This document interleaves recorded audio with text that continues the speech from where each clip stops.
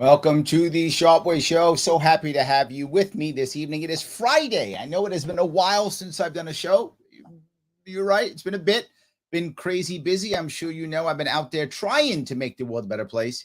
Man, it doesn't always work, but I am there, still doing it, trying to make things better, trying to hustle and make things happen. But I'm here with you tonight, and I thought I haven't done an AMA in a long time.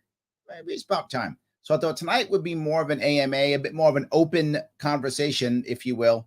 And with that in mind, I wanted to bring up a couple of things that kind of I've been thinking about these last couple of days. Some of you may know I was recently at Freedom Fest, which is or was in Las Vegas. I think next year, I think it's in Memphis, Nashville. I think it's in Nashville next year, but I believe it's in Tennessee next year.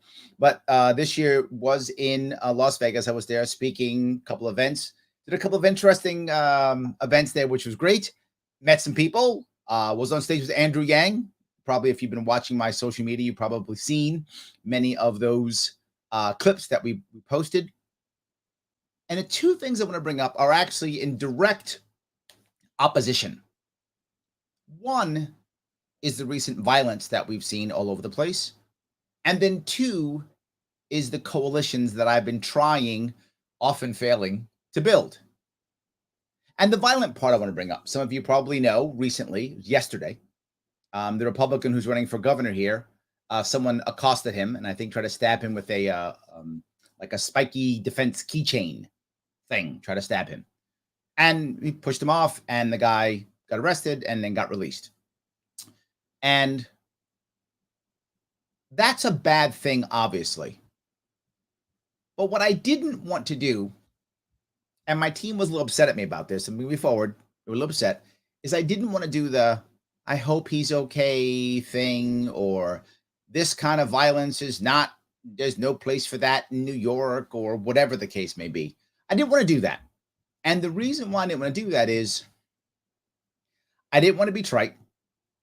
I didn't want to just pander. I didn't think it was the right answer. I wanted to think how I actually felt.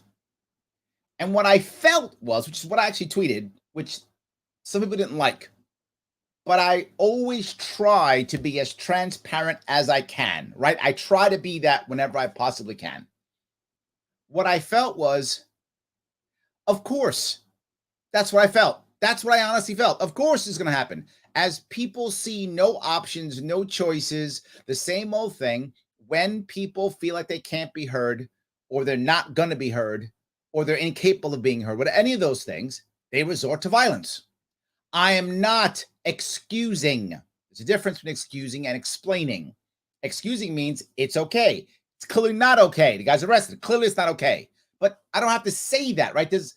And that was my point. Do I have to say that violence is not okay? And I feel like there's so much virtue signaling. Of course violence isn't okay. Why do I have to say that?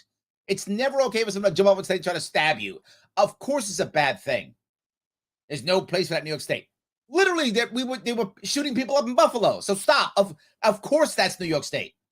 We shove people in a subway to their death here in New York City. So stop that. There's no place, or we say no, or that garbage virtual signaling, which drives me crazy.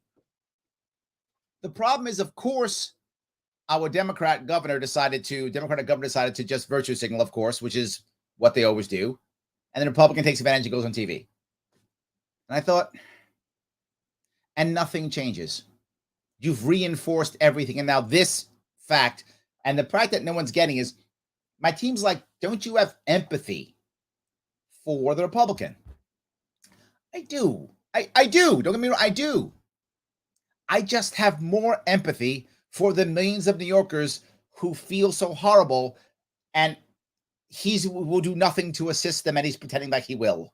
And my governor won't either. And they're using the fact that there is clearly a disturbed person whose life is probably not ruined, who thought the right answer was, let me go stab some guy.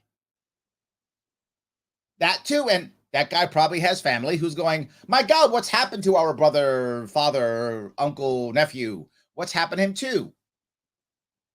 I know it sounds weird, but we never seem to learn from the violence, and it just keeps getting worse, and we keep making it worse. So they're going to talk like they love each other now. And then next week, the Democrat is going to be saying how evil the Republican is and how horrible and when the existential threat it is, motivating the left to want to attack him because he's the evilest thing in the world. He's not. I'm not a fan, but he's not the evilest thing in the world. It's not true. And then the Republicans are going to go back to this, oh, Democrats are so evil. They all got about making the right want to put violence on the left. So they're going to talk their virtue signaling talk, get as much press as they can, and then go right back into other guy evil, which is what makes this happen. The violence is, you hear me talk all the time. This show is supposed to be about mutual respect.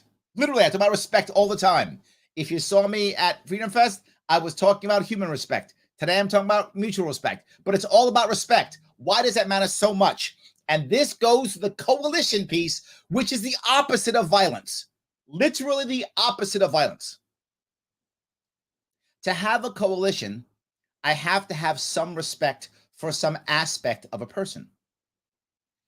And when I do my business coaching, and I often do a training, and I'm training a class of people or talking to people, and I say, look, there are many times when you want to keep your job, but you really don't like someone you have to work with. Happens all the time, right? And you're not in a spot where you can quit. I hope we're all in great places where we can just quit whenever we want and work whenever we want. That'd be nice. A lot of us aren't in that spot. So you're in a position to where you need to keep your job. You got to pay your bills, but you really hate somebody you got to work with. You don't like the person at all. And my advice is always the same thing. When you're going to go talk to the person, what people always go is, I'm just going to be professional. I won't say hi. That's dumb. That never works. It makes things worse. Passive aggressive behavior. Don't do that. It's a terrible idea. People always think they can do it. You can't. Nobody can. Instead, think about that person before you walk into that room or into that hall, wherever, into your office, whatever it is, and think to yourself, what is one thing about that person that I respect? One thing. There can be 15 you don't, but I just want to know, is there one thing? Is it a school they went to, a challenge they overcame, a place they came from, an accomplishment that they've done, any of those things, right? Is there one thing you can think of that you could respect? Whatever that thing is, maybe you respect that they used to be a single mom or they're a veteran, whatever you care about, right? I don't know whatever you care about, but whatever that thing is, you decide that the fact that she was a single mom, for 20 years, you respect that. Awesome. So then say to yourself, you know what? I don't like her. Man, I respect that aspect of her. That's a good thing. That part I respect. Okay. And then have the conversation. What will that mean?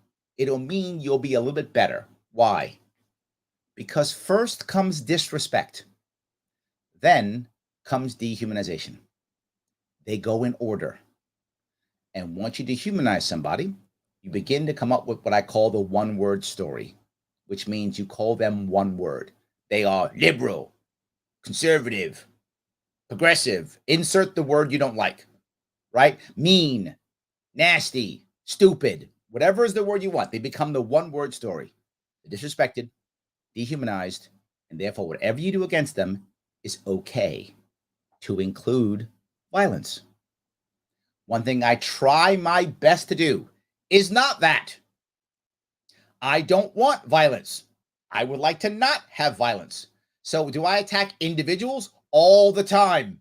All the time. But that's an individual that I may attack. And even that, and you guys remember this, when if you've been paying attention, when Cuomo first got in trouble, when my previous governor got in trouble for grabbing butts and whatever he was doing, what's the first thing I said? I actually shut up and I said, you know what? Give him due process. I hate the man. To this day, I still hate him. He's a bad person. And I still said he absolutely deserves due process. And they threw him out and he quit. Good. I'm glad he's gone. But even that man who I did not like at all and still don't like, I think he was a terrible governor and a bad human being, I still said, you know what? He deserves basic human respect as an American. Give him due process. I hope they got rid of him, and they did. I was not unhappy with him getting booted or him leaving. I'm not unhappy about that. But even he deserved it. Respect is key. If you have respect, violence will go down. I can never end violence. But the more respect you have for the person, the less you'll dehumanize them, the less you'll feel they're a crazy threat. Amount of people, my coalition piece. Some of you know I was on stage with Andrew Yang. It's a coalition. You might go, Andrew Yang, he's this, he's that. He probably is the things you're saying he is, but I will not call anyone from the Forward Party or any other party a one-word story. No, they're individual people with individual thoughts. And in the case of Andrew Yang, I respect what he's done also. And we agree on something. We agree that third parties are the answer. That this left-right paradigm is literally causing a deeper rift and helping us to move towards violence. We agree on that. We can have a coalition. Just respect. And we can disagree. And for those of you who noticed when we spoke on stage, we spoke only about the things we agreed upon. We didn't jump to conclusions and fight each other. We just spoke about what we agreed upon. To move forward on these issues makes total sense. Imagine if we do that again and again and again. Imagine if we wouldn't just go, well, she thinks it or he thinks it, therefore I must dehumanize them, disrespect them. I can't believe that. Maybe you do believe it. Maybe you can create a coalition. Coalitions matter. Respect matters. If you respect people, you can have a coalition with them, move forward on the issues you care about, and then fight on the issues you don't. But now it's issue-based fighting, not you-based fighting. Not that person is evil or all the people around them are evil or that group is evil. No, it's you're wrong on this issue, but we're right in this issue. Let's move together. This is how we change things, but we're not doing that. I had people got totally mad at me for hanging out with you. Oh, how can you? I had people literally on my Twitter say things like, you can't negotiate with the liberals. They're Americans. If you don't negotiate with them, then what happens?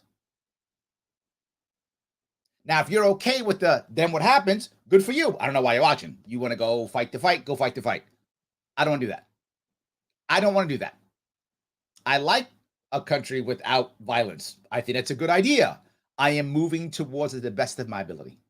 That's what I'm trying to achieve. I hope that was clear what I was thinking and why I did what I did and why I said what I said. If you think this is interesting, do me a favor then, like, comment, and share. I say it all the time. I keep saying it. Why? Because it matters.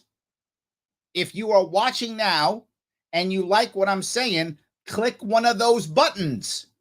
Do it now. Click any of the, I don't care. Click that dislike button. I don't care. Click a button. Click any of the buttons you want to click. Click the whatever you want, whatever you're watching it on. You watch it on YouTube, you watch it on Facebook, you watch it on Twitter, whatever. Click a button. Damn it, click it. And if you can comment and share, please do that too. It does matter. It is important. So I hope that piece was clear. It does matter to me. If you want to support the show, of course, you can also head up to my Discord. There's a link right there. My Larry Sharpe Discord. Click over there so you can hang out with Discord. Always good for those of you who like Discord. Donate if you can to the campaign. That's awesome. We'll be going to court next week. Big day coming up here next week. That's awesome too. And of course, support our sponsor, the World's Smallest Political Quiz. Click that link right there. Head over to theadvocates.org. Take that quiz or send it to others and talk about how they feel and how you feel about the issues facing America today. That would be amazing. Let me grab some comments if I could. All righty, let's see here. Pete says, Larry is back again. Yes, I am. Yes, absolutely. Jay says, we missed you. I know it has been crazy out there, but we are trying to get a lot of stuff done, as you can imagine. James says, is there a full video of you and Andrew Yang out there? I'd love to see what you and he talked about. It's only about half an hour. It's not very long. We did a short event together, and then I was on stage. I actually did 3 events. I did an event with him talking about the duopoly and coalitions. I did an event about the future of liberty. That was with Kennedy and 2 others. I forgot who it was, but that's also out there too. I talked about coalition building, the future. I talked about blood sport, stuff like that. And then I did one which some of you may enjoy. TK Coleman put together a panel called, and we'll have a video for that too coming out here. 3 Black libertarian men walk into a bar. Yes, I thought that was kind of funny, but it was a good event. We recorded that too. All of that will be coming up here soon. Obviously Freedom Fest owns all of that stuff. So they'll be putting out as they see fit. And as they put it out, we'll be putting it out too, James. So thank you for that. I do appreciate it. Yes. So, Fatherful says he tried to stab someone and they got released. Yes, he did. That's how it works in New York State. Now, to be forward, I don't know this guy's background. If this was his first offense, I'm not that concerned about him being released. Again, I'm a proponent of first offense. That kind of stuff I'm okay with. However, there are some issues here. It's not like there isn't enough evidence that he did it. I mean, there's literally video of him doing it. I'm more open to allowing first offenders out if there isn't concrete evidence that the person did something. Right? This video of it. So he did something. I mean, maybe he's going to say, well, I was trying to shake his hand and found my keys. I mean, maybe he'll say something like that. Who knows? But the reality of it is there is some video. But if it's his first offense, I'm not that concerned. My whole thing about bail reform is focusing on first offenders. If he's done it before, then why did they release him? I have no idea. So I think that's the issue. We'll see. So anyway, let's see here. Red Vapes and the Advocate says, good evening, Larry Sharpe. I just signed a petition for 2 libertarian candidates in my state, New Hampshire. Thank you. I mentioned your name to him and he knew who you were. I told him to sub to Larry Sharpe on YouTube. Thank you, my friend. Yes. And in the small world that is libertarians, I'm pretty well known within that small pond. So yes. Matt says, when are you coming back to Western New York? Soon. We are, again, I've been focusing heavily on my lawsuits against to throw me off the ballot.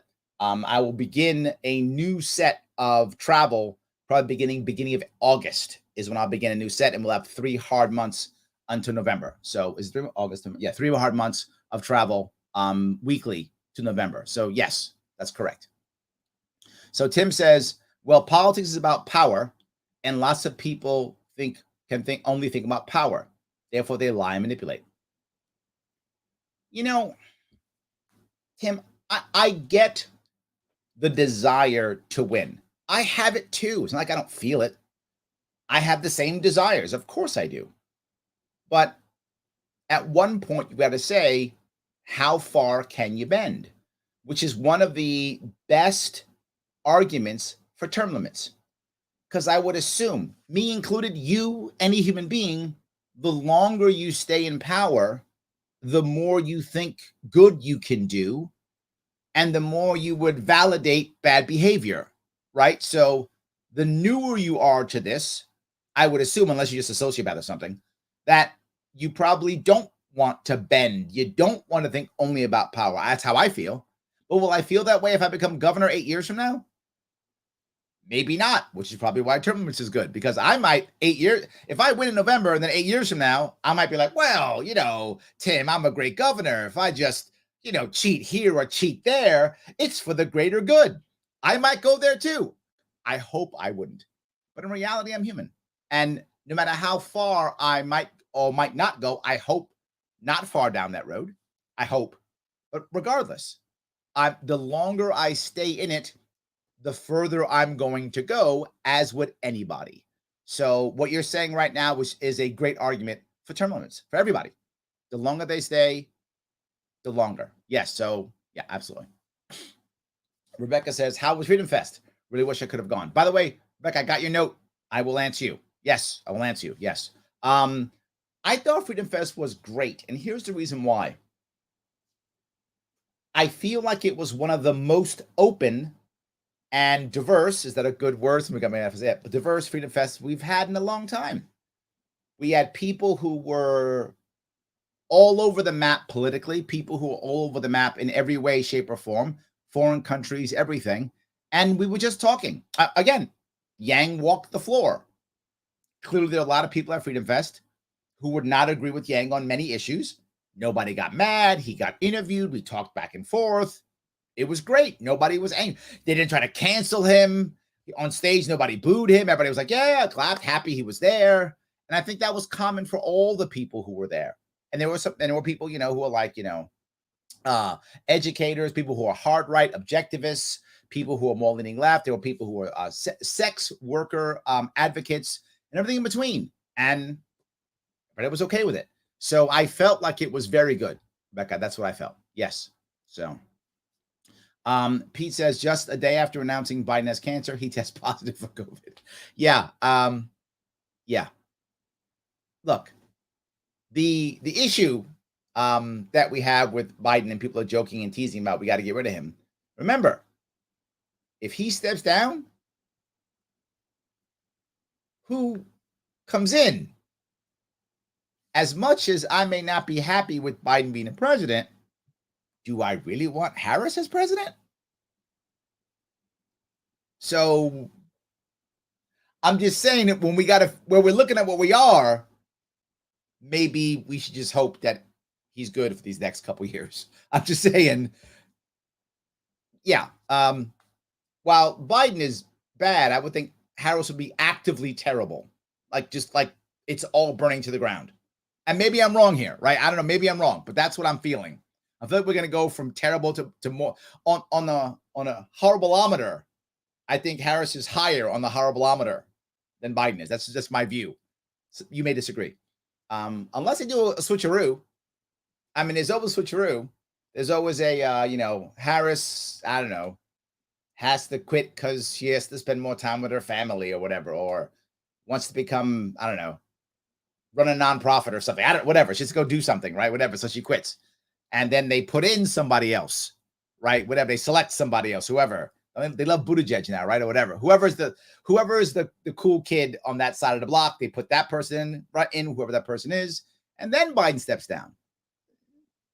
I could see that at least. So yes, I can see that. Anyway.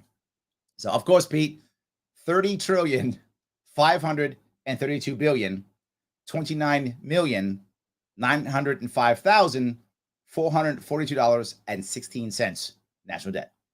Let's not forget that, because you know what? Has nothing to do with inflation at all. The Fed is perfect. The Fed's helping us now. You know I'm lying. You know I'm lying. Yes. So Peter says, I'll bet $100 Lizelle bullet Jesse Smollett. That's not fair. I mean, it could be true. Who knows? But look, if you're him, do you gamble that much? I don't. Maybe, Peter, but I doubt it. I mean, that's that. If that actually comes out as true, oh my God, he'd be laughed off the stage. I mean, that's a big gamble, right? If he did that, that's a huge gamble. I can't see it. I don't see it. I don't see it. Brennan says, is the race for governor over yet? Not till November 8th. That is when it will be over. Yes. Fatherful says, virtue signaling when there are issues that were made clear by these events. Virtue signaling when there are issues that are made clear. Yes, correct. Yes. John says, as a libertarian, I believe don't infringe on my rights. I won't infringe on yours means no violence towards others. Yes. Absolutely. Correct. Right? Yes, absolutely. So, Kevin says, what we need is to get the National Guard into the streets for foot patrol. Oh my God, I don't want that, Kevin. What I would rather do is motivate local communities to have community patrols. Better, right? Better. Not that I want people having patrols. I want us to have a safe society, but I have to pick between soldiers coming into the streets or local people in the streets. I would rather have local people if I have to choose, right? I don't want either of those. Obviously, I'd like us to have a safe, polite society. That would be better. But if I have to pick between the two, if I must, local people's better. That makes any sense. Neither is perfect. But do I really want to see the idea of armed people? I remember after 9/11, the Army and the National Guard was all over New York City, right? In all of the train stations and all those stations. And I hated it. It reminded me of how broken we are. It reminds us of how weak we are. It reminds me of all these things. And now they don't go away.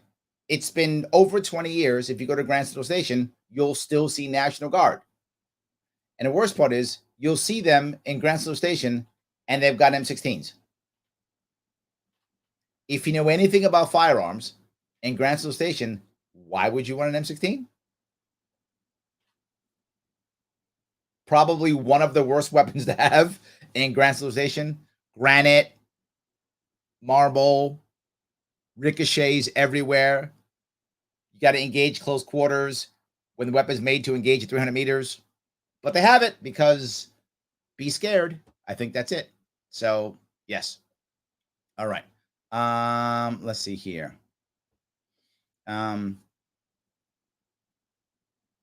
Let's see. John says that would just give government more control of taking more of rights. You see, yeah, exactly. Yes, I'm with you on that one. Absolutely, yes. Patty says after every violent act, everyone sits around and sings "Kumbaya," and then goes back to arguing, screaming, and backstabbing. Pat, that's exactly my point. You are correct. The issue here is I don't want that. What I want is for us to actually start talking, communicating, changing how we communicate, creating systems to where we have a conduit, right? That's the issue. I want to have a conduit, right? And we don't have one right now. Think about this. What if all of a sudden some Democrats want to start talking to some Republicans? The second they start, it's, oh my God, why are you talking to those people? Look at you, you're evil. And that's either side to the other. But if there's a conduit, if there's that third party that you can now, that's the bridge builder, right? And some people are going to think I'm crazy when I say this, but libertarians are the peacemakers, literally. So now Democrats want to talk to Republicans, Republicans want to talk to Democrats. They can't talk to each other. So they use a third party as an intermediary so that we can talk together. What's wrong with that? It's a great idea. I'm not talking to crazy Democrats. I'm talking libertarians. I'm not talking to crazy Republicans. I'm talking libertarians. Oh, are they crazy too? Maybe. And even if they think we're crazy, they don't hate us.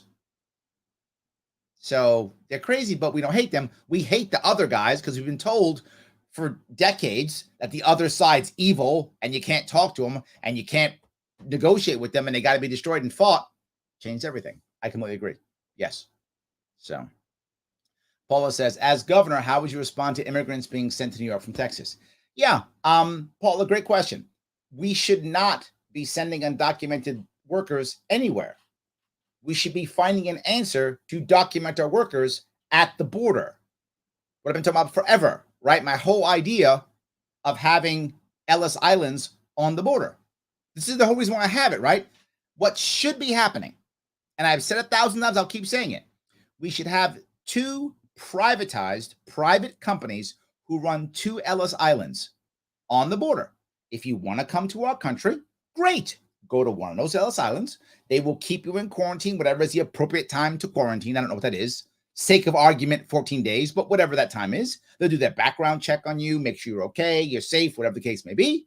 If you get past the screening, whatever the screening is, every state that opts in, states can opt in. You don't want to take immigrants, don't take them. You want to opt into the plan, and they'll send you to a worker to a business there. The business just opts in, and it's just like recruiters, right? There's a model for this already. Recruiting companies right now to this day make their money on doing this. So let two recruiting companies have two of them, and as people come in, they go to work. Your state doesn't want it, don't opt in. Your state wants it, opt in. I would opt in as governor. Yes, if there are businesses that would like workers, get them legally documented from the Ellis Islands.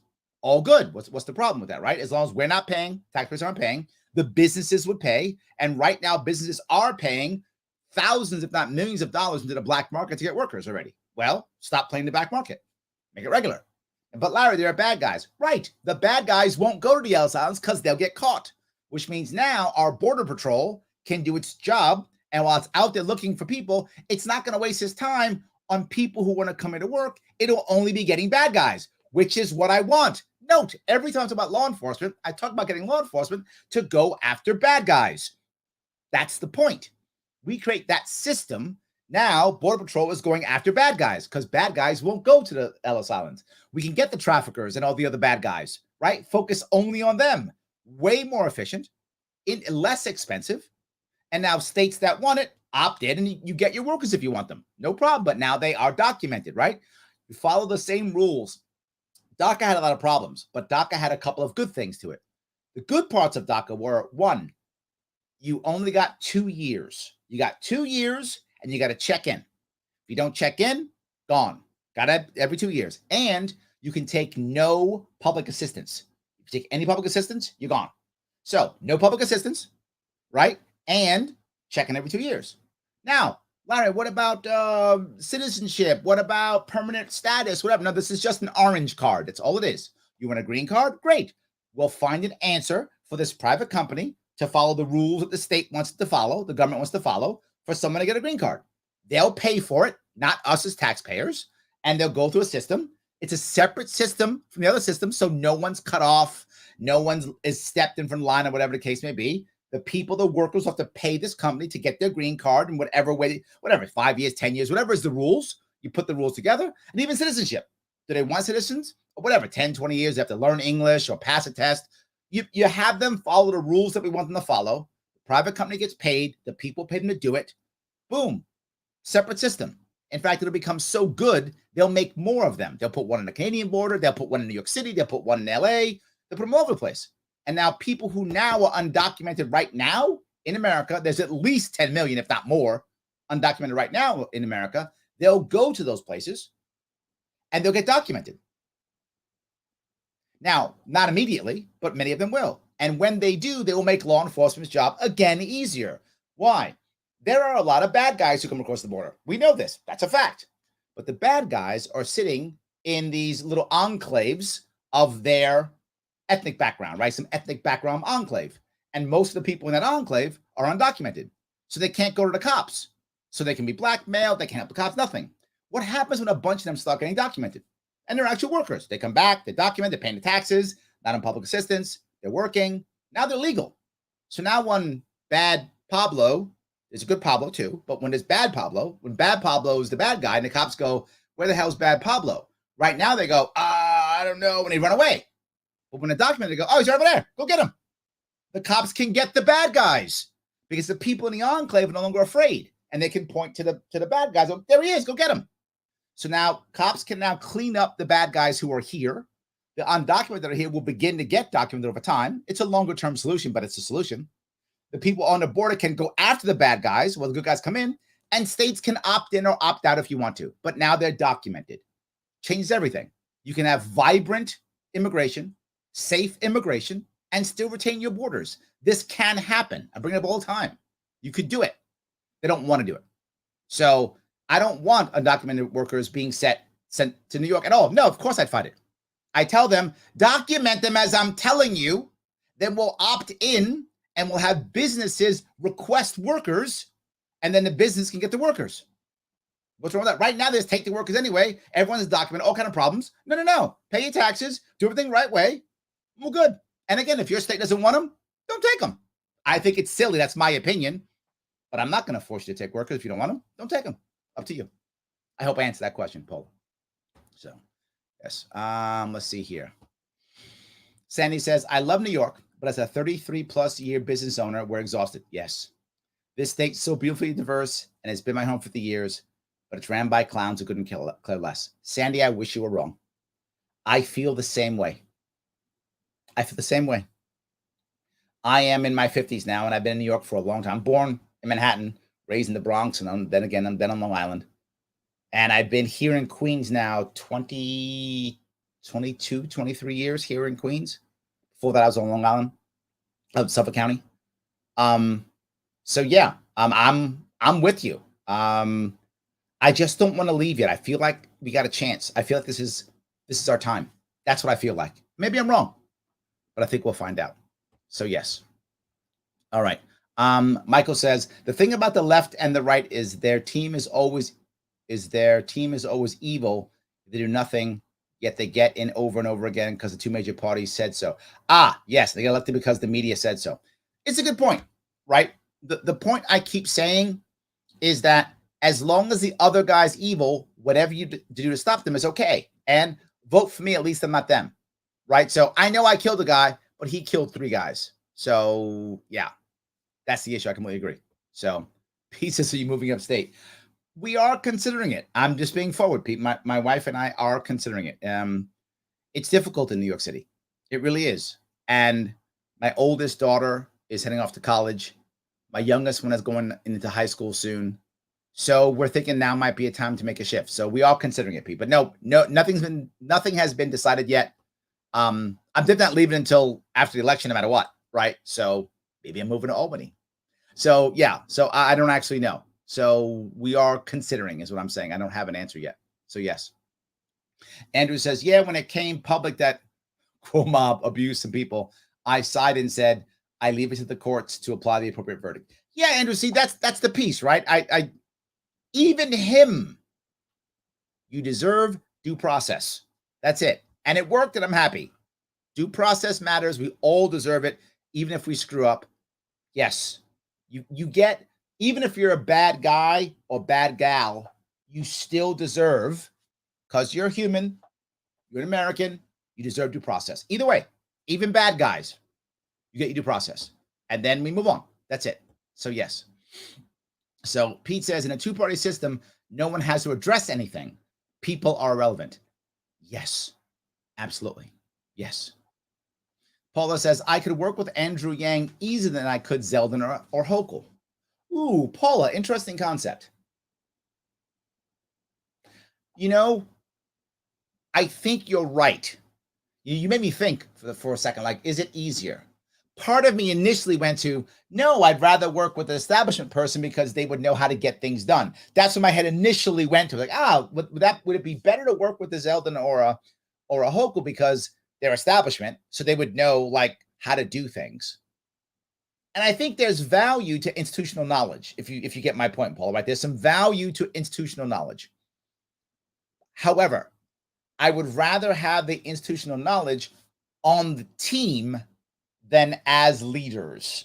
So I think we get both, right? Would I like to have, say, Zeldin's team or Hochul's team who knows how the machine works, along with a Yang who is going to think differently at least and be open to new ideas? I think that's where I'd want to go. I agree with you. As I think through it, I still want, here's an example I'll give you, Paul, and why I thought this.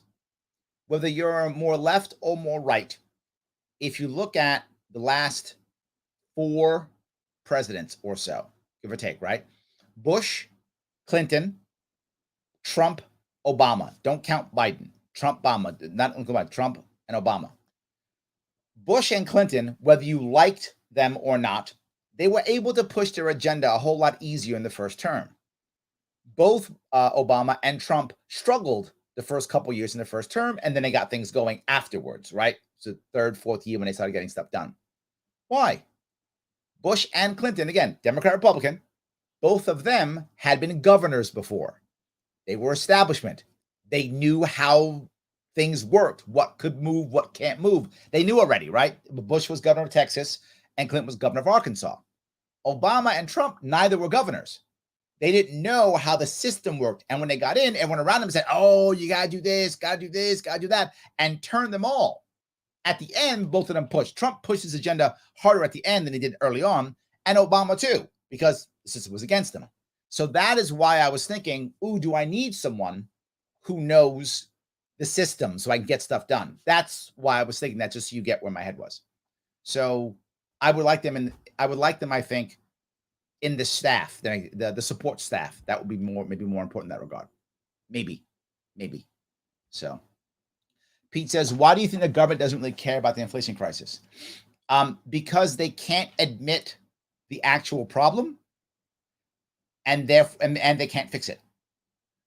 The actual fixing is really punishment for all of us. There's still more punishment, but they also have to accept responsibility and realize the system's broken. The Fed system is destined to fail. The question is when. It's just destined to fail. It's not sustainable. We see that already. So am I going to sit here and go, oh, Pete, by the way, this whole 100 years, yeah, all a lie, all garbage, destined to fail, just a massive way to get the wealthy to become wealthier, just a massive way to create military industrial complex, prison industrial complex, just a massive way to fund wars for, 100 years. That's what this really the whole thing was about, was that. Really, you're going to say that? You're going to admit that? And sadly, I'm going to argue something that people might think I'm crazy. Most of these people don't even know that it's true. You would be surprised how many people who are in charge, our leaders, yes, I'm doing air quotes, are actually just airheads or empty suits and actually have no idea how stuff works. Just none. I tell this story often. In the past, when I was able to do more training, some of my leadership courses and classes were with city agencies here in New York City. And one day, this is several years ago, I'm in a class. And if you can imagine this class, there's about 20, 25 people in the class. Youngest is probably 30, oldest is probably 60, all educated, all credentialed professionals who work for the city, one of the agencies. I don't want to say which one, but one of them. And they know who I am and what I do, but we don't talk about politics unless it's during a break, and they ask. So during one of the breaks, some guy's talking, and one of the guys says, "Man, I'm so glad we had the Fed." Pete, don't drop that on me. Just a story. Don't drop that on me. It's a story. Don't fall out of your chair. So he says, "I'm so glad we have the Fed. They saved us during the crash." That's what he says. My head exploded, but I said nothing. This is how I get paid, make my money, right? It's my company, so I get paid. So I shut my mouth, nothing. I just looked down on my phone. And he finally looks at me and goes, "Right, Larry?" And I was like, "See, now you messed up. You shouldn't have said anything." I was going to keep my mouth shut. So all I said to them was, "You guys know that the Fed is basically just a banking cartel, right? So series of banks is all it really is." All of them. No, that's not true. It's part of the government. Blah, blah, blah, blah. All of them say that. No. You have your phone? Look it up. They Google it. Oh my God. Yeah, they didn't know. Adults between 30 and 60 in the largest city in the country, working for that city, all educated, all credentialed, didn't know. A bunch of people don't know. So do you really want to explain that? I don't know. Am I saying it? Is it Kara? Carrie? Is that right? Hope I can hear right. Carrie. Are you finding it easier to create coalitions with the left or the right? I'm definitely better with the left, but I think that's partially from living in a blue state. I got to tell you, right, when it comes to coalitions, the right is far more open to talking to me. The left is more open to ignoring me. As a general rule, the left tends to ignore me, dismiss me, disrespect me. The right disrespects me too, but the left is dismissive is a better word. The left's very dismissive. Don't respond, ignore me, walk away, laugh, that kind of thing. The right can be more aggressive, like, "What are you doing? You're so stupid. Don't do that." The right is more aggressive in that regard, which means I talk easier to the right. But when I get someone from the left to come to me, yes, coalition. So the right is much more of a temporary. Oh, the right will jump on. Oh, you're on Second Amendment? Me and you. They jump on board. Boom, I got them. We're good. Let's do Second Amendment. All good. Let's do smaller government. Let's taxes. Boom, jump on board. They got you. Let's do this. Then they go back. Right? The left, when it comes, stays, but rarely comes, if that makes any sense. And that's kind of how the Libertarian Party tends to be. It's easier for us in the liberty movement to get people from the right to come to us. However, it's also easier for them to go back. And it happens often. They join us for a bit, then go back to being Republican, go back to being conservative. They don't stay. They do, but many of them will go back. It's rarer for people from the left to come to the Libertarian Party, but when they come, man, they stay. They're like, "I'm in," right? I'm in. So I think that's what I found. I find less people from the left talking to me, but when they do, they're more open to do long-term things, where the right is much more transactional. Easier to come, but more transactional. That's only my experience, Carrie, only my experience. I don't know. I have no data to say that's true for anybody else. That is only my personal experience. So there we go. Patty says, I was a Bernie supporter. Yep. My neighbor was for Trump. Yep. We've had great conversations on what we agree on. Thank you, Patty. Yes. We're becoming good friends. We listen and share and are civil and actually like each other. Look at that. Yes. Here is the common thread between Bernie supporters and Trump supporters. You might go, what? There's a common thread? There is. There's actually one with Yang too. It's a common thread. All three of those people are seen as rebels, as people who are against the system, right? Why do you think that after Bernie was cheated in 2016 for the Democrats, a chunk of Bernie supporters became Trump supporters? Because those people happened to lean left and not lean right, but they wanted a rebel. And if you leaned left in 2016, Bernie was your rebel. Yeah, he's against, Hillary Clinton, whether you like her or not, is clearly establishment. She's the poster child for establishment. So people were like, no, I'm going Bernie. When Bernie got cheated, they went, I want a rebel. Looked around, Trump was a rebel. They went to Trump. So I think there is a common thread in the idea of I don't want the establishment. And if I lean right, I was going to go Trump. If I lean left, I'm going to go Bernie. If I only have one of them, I go to whichever one of them. And sometimes even that's Yang sometimes. You find people who are just upset and angry and don't know what, and just go, well, Yang, I was that guy 20, 30 years ago. 40, 30, 40 years ago, maybe even.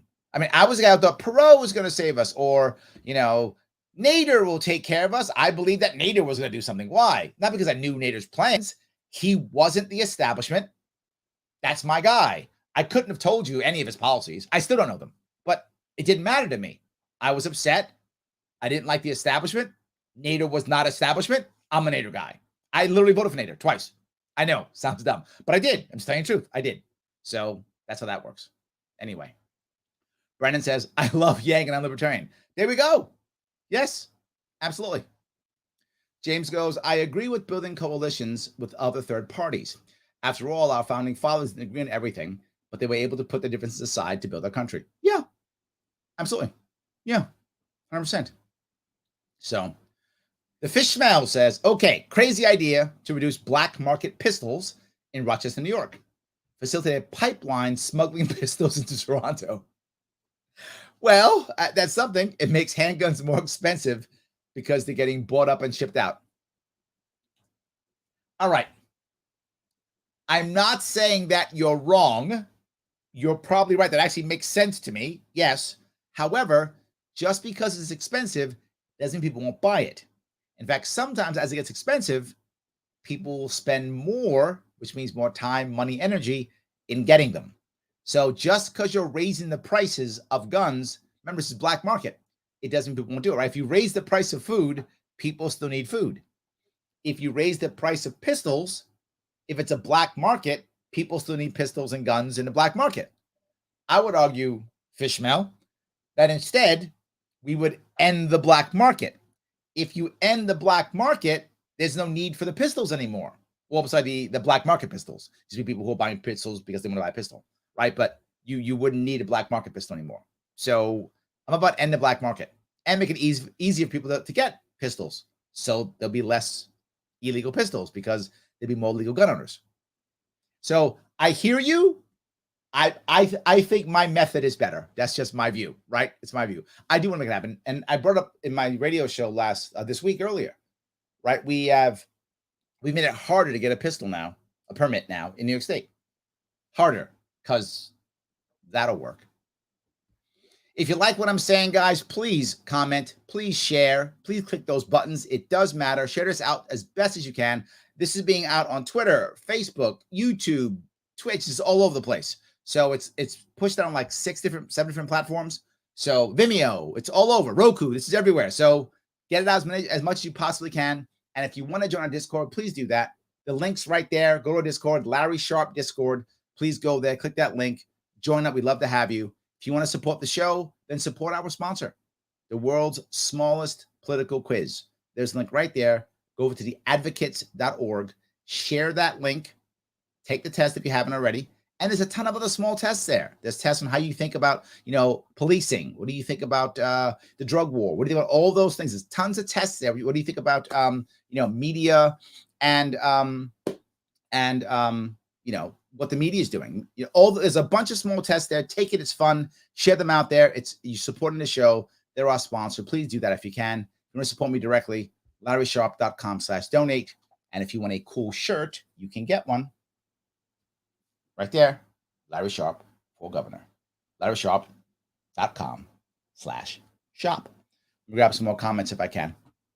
So let's see here. Derek says, Larry, do you see New York honoring out-of-state gun permits? 100% no. Would I like them to? Yes. We've just made it harder, Derek. We're making it harder. Remember, the goal of most people who are anti-gun isn't to go into your house and grab guns. When they say that they're honest. They know that would be a disaster. They don't want to go into your house and grab the guns. What they want to do is make almost all the guns illegal, right? They want to make everybody who's a gun owner by default a felon. Then, whenever you get into trouble, then they take it, right? That's the goal. The goal is attrition. And every time, if you ever see it, whenever someone has a firearm, and they have, and I make this up, but you'll know what I'm talking about, right? So you have 2 pistols. You were in the Marine Corps like me, and the 2 pistols you trained on with a 9mm Beretta, 1911, 45. So you have one of each. and 500 rounds for each of them. So 1,000 rounds. So that's what you have. And then they go in and you do something bad. You get a speeding ticket or you get arrested for something, whatever. And then they check it out. Oh, you got firearms. We've decided that the accessory that you put on your, Beretta is illegal. We've decided this piece of plastic is illegal.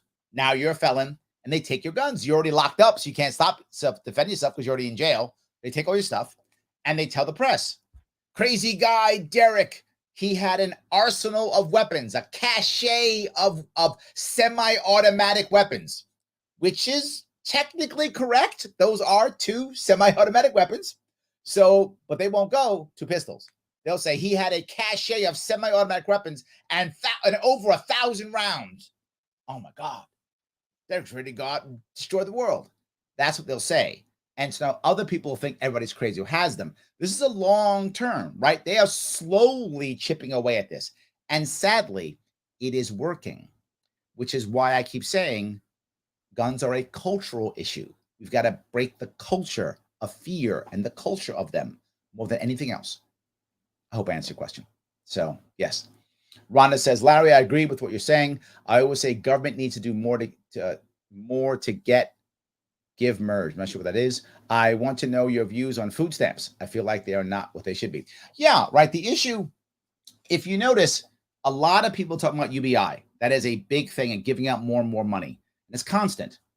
The reality of it is, do I want government giving out money? No, of course I don't.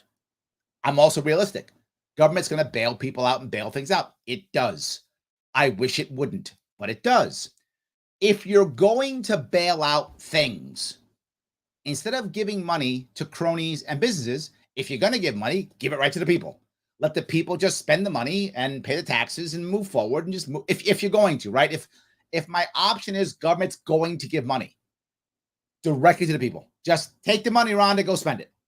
At least the economy gets moving. We'll do something. I mean, if I'm going to put money into the economy, do that. We don't. We give it to cronies. So I would just give the money away then if I'm going to give money away.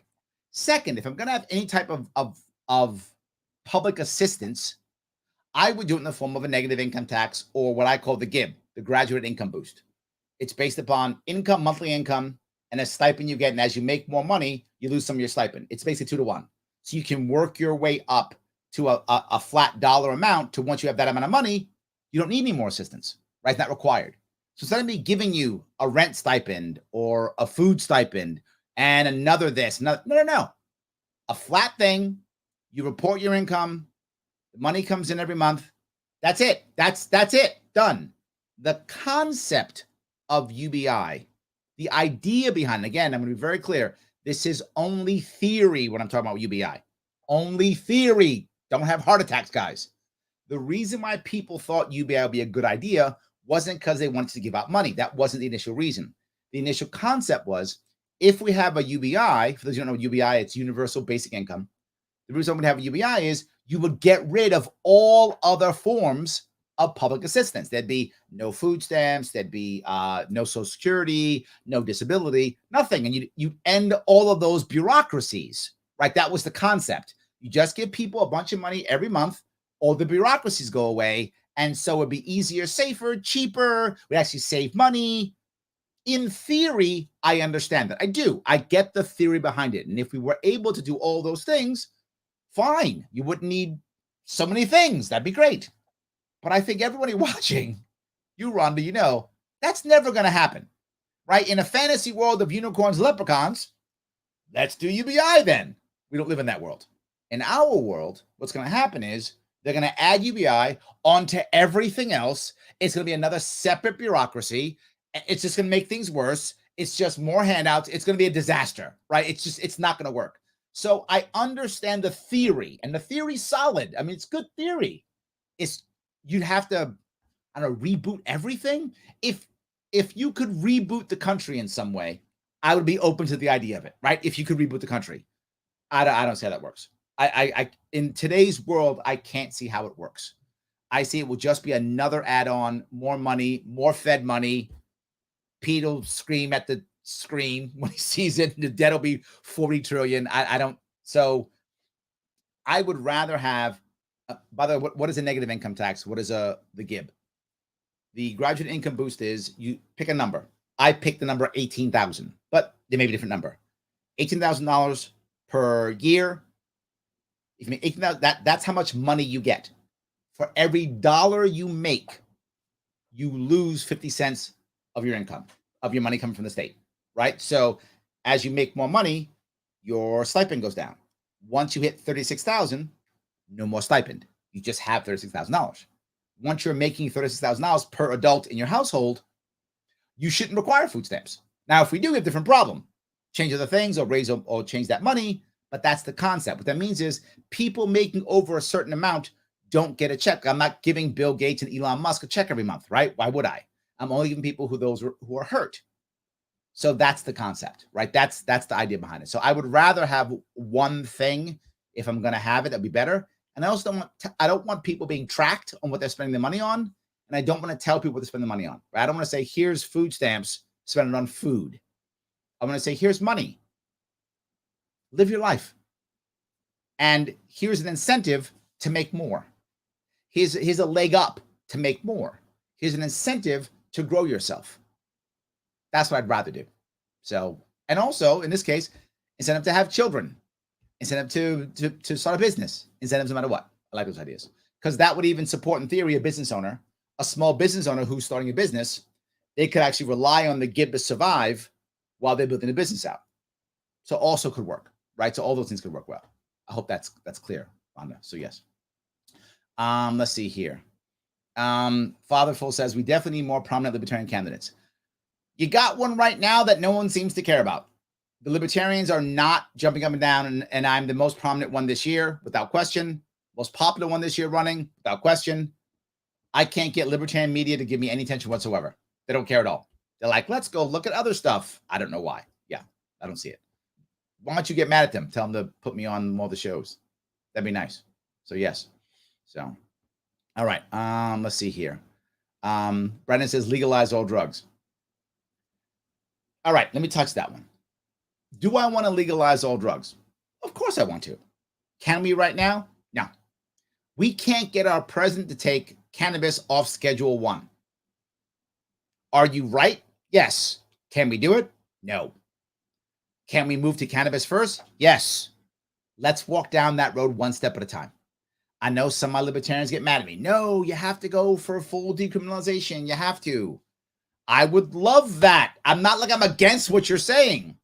I'm saying if I'm playing activist, I should yell legalize all drugs.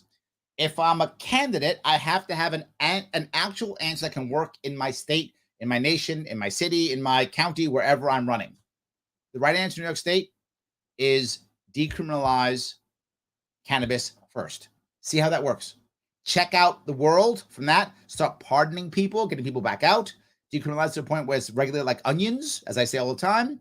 Then move forward after that year or two later and see what's going on. See if the world is okay with it. See what's happening, right? And then move on. That, I think, is the only realistic way to make it happen. I just don't see the all drug thing happening in New York State for sure. We still arrest people for weed still in this state. I don't know why, but we still do it. So yes, that's my point. So yes. All right. First offender out with strong restrictions. First offender is not bad. This is not the end of the world. It isn't the end of the world, right? I mean, look, can we make mistakes? Yes. Right. I understand why a judge would want to keep somebody in, right? Because they're worried about them doing things. I agree. But if you want to give somebody a chance, it's a first offender. And let it go. First offender. It's okay. The odds of him doing something bad again are slim. Might he? Yes. But you're a 3 or 4 time offender. You've proven you keep doing stuff. You're literally a career criminal. Why are they out? It makes no sense. So that's my view. I know some of you may disagree, but that's where my head is. So yes. Kevin says, you are 100% correct, sir. Thank you. Vilifying the opposition does not win hearts and minds. Yes, and we have to. Yes, and we have to. Absolutely. Yes. All right, him. See if I can keep going. You guys give me a lot of. I appreciate it. Yes. Chip says, will you be making stops in Saratoga County? If yes, when? Of course I will. Absolutely, I will. Again, we will be talking next month in August on what our schedule will be. Yes. So, Alexander says, we need more libertarians here in California. I can't even get a hold of my local county LP. See, there's the issue, Alexander. You're right. And I'm always about building out infrastructure. For those who don't know, in New York State, we have 62 counties. When I first ran, in 2018, we only had about 15 or so county affiliates. So out of 62 counties, only 15 had a county affiliate. Now about 30 do. So we're better. But still, half the counties in New York State don't even have an LP affiliate. California's bigger than us. It's hard, Alexander. We got to keep working. People have to volunteer. People have to jump on board. It's not easy, right? It is not easy. Yes. Oh, this is a question about guns. But if you did become governor of New York, would you try to remove all the gun laws that the magazine bans, or the ones that try to actually restrict rights to own them? Yes. I've already spoken about that. I have a first step plan, then a second step plan, then a third step plan. The first plan encompasses three things: universal transportation laws, which we do not have in New York State. If you bring your legally owned firearm into New York City, you are going to jail. That has to stop. Number one. Number two, we also don't have good laws when it comes to self-defense. So one of the things we have is, if you use your firearm to try to stop a crime in New York State, you are going to jail. So I want to make it very simple that if you use your firearm in an attempt to stop a crime, that is not a crime. Right now it is. I want it to not be a crime. You don't go to jail because you brandish to try to stop a crime. Now, if you shoot somebody or hurt somebody, then that depends on what happens, obviously, right? Are you trying to stop a crime? Did you make a mistake? Whatever. But because you drew your pistol in an attempt to stop a crime, that should not be a crime. In New York State, it is. So you want to make sure that you're doing that part first, and then making a maximum, New York State, a maximum of 90 days for any permit. Maximum, not minimum. Maximum 90 days of any permit. There are parts of New York State where it takes 2 years to get a permit. So maximum 90 days. And New York turns to a shall issue state from a may issue state, right? So that means if they don't give you an answer within 90 days, it's yours. You get the permit. That's phase one. Phase two is non-enforcement of the SAFE Act, so that we can then repeal the SAFE Act. You've got to have at least a year or two of that, and then you have enough people who go, yeah, you know what? We can repeal the SAFE Act. Repeal the SAFE Act. Then the next step is actually being able to have a state that's actually not so anti-2A, right? So that's the three phases. That makes any sense. So yes, but again, I'm being realistic. Would I like to just go, New York State's pro-gun? It's not the state. And some of you don't like it. And some of you who live upstate go, yes, it is. It is not. All the data is in. Most New Yorkers to this day still want stricter gun laws. This is a cultural issue. I will be a governor who will make a cultural issue and move the culture to be more pro 2A. So that's what I'm talking about. I hope that was clear at least. So yes. So let's see here. Red Vapes and an advocate says, who got stabbed? I haven't heard anything as far as the media. So either it did not meet the criteria to get on CNN, MSNBC, or Fox, or it happened after the cutoff time, but probably the former. No, it was on Fox.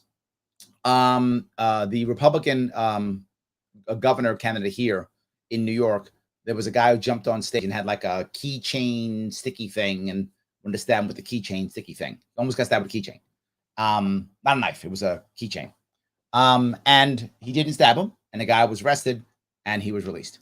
So yeah, it wasn't even a knife. It was a keychain that had spiky things on it. That's what it was. And that happened, and that's it. So yes. So Mike says, Larry, you are a great libertarian communicator. In my opinion, Dave Smith is as well. We're going to team me up with him as in the same ticket. I'll leave it to you who would be the top of the ticket. Well, there'll be four with you. I like Dave. I have no problem with Dave at all. I think he's great. We were, for those of you who care, you can check out the PBD podcast. That's as in Patrick Bet David podcast. We're on that podcast together with Spike Cohen, all three of us. I think it went very well.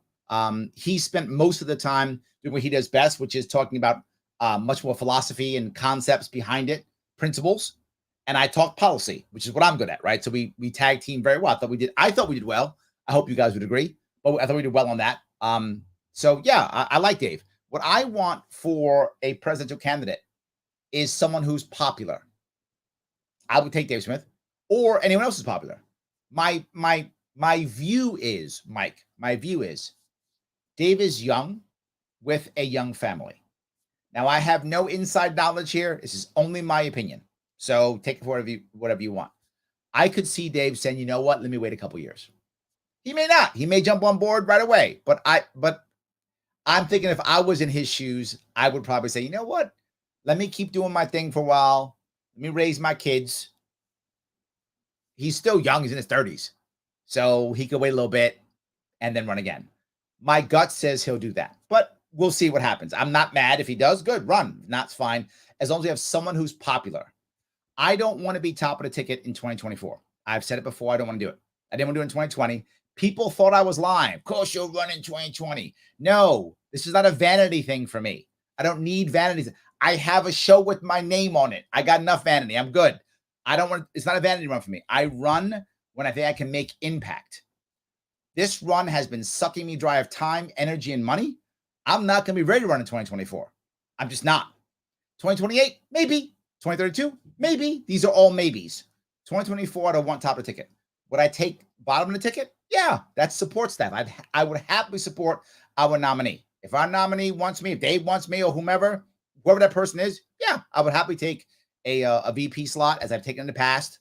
I don't mind taking a support staff role, but no top of the ticket for me. 2024 for sure. We'll see if Dave does it. I don't think he will. That's my personal opinion. I have no inside knowledge. I think he's going to say, you know what? I got a young family. Give me a couple years before I do that. That's my view. So, but whoever is top of our ticket in 2024, I want to be somebody popular. I can't think of any active libertarian right now who's more popular than Dave Smith.